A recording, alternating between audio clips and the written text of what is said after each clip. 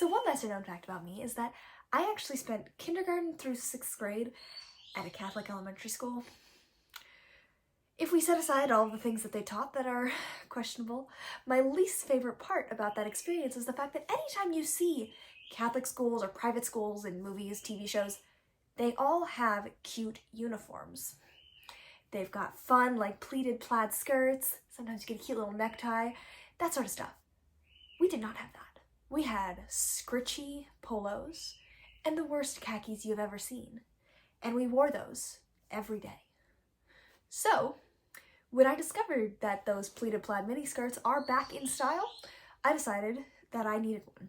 So, today's video, welcome, hello, is relieving childhood angst by making a miniskirt. This is my first time making something with pleats, so I did initially confuse myself quite a bit with the patterning, but I knew that essentially you need a yoke or like waistband area and then a really long rectangle. To figure out how long that rectangle needed to be, I took the bottom of my yoke, or like my upper hip measurement, and multiplied that by 3 so that I would have quite enough material for pleating. For the waistband shape itself, I marked my upper hip and my waist measurements, added a bit of a curve there, and made it so that it would be on the fold for a front and a back piece.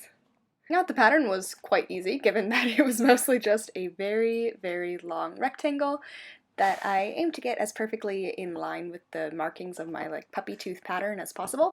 Then for the waistband, I cut out 2 sets of front and back so that I could have a fully enclosed waistband. I picked out a zipper that matched, which was a bit of a struggle. I didn't plan ahead very well, and then got to work assembling that waistband. I started by sewing one side seam on both the inner and outer panel of that waistband, but left one side open for where the zipper would eventually go. After I had both of those side seams sewn, I matched up the 2 pieces of the waistband and sewed around the entire top, and then assembled the zipper. I sewed it like an invisible zipper, so front side facing the outer layer of the fabric, and after that, with a little bit of seam ripping, the waistband was then fully assembled. And it was time to move on to the main body of the skirt. I sewed up the side seam of my really long rectangle, and then went about hemming this massive loop of fabric with a double rolled hem all the way around, keeping it as small as possible so that you didn't have like a really bulky hem. This was the first time that I've ever actually attempted knife pleats, so I started at the side seam, pinned out 2 inches, folded back at that pinned point, and then folded again at that starting point so that the fabric kind of zigzagged, and then repeated that process all the way around, sewed it in place at the waistband area, and then I sewed 2 inches down on every single pleat to keep them partially closed.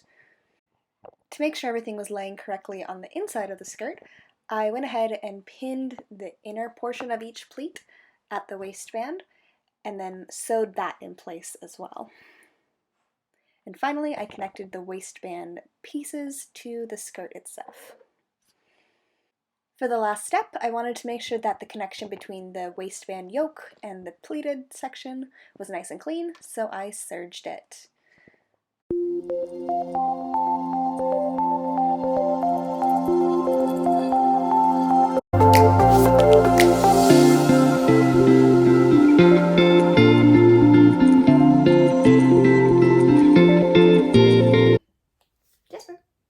Jasper, hey, buddy. You're the eye candy. See? I told you, you are the eye candy. You're the best part of this video. Sick of puppy. Okay, see you in the next video.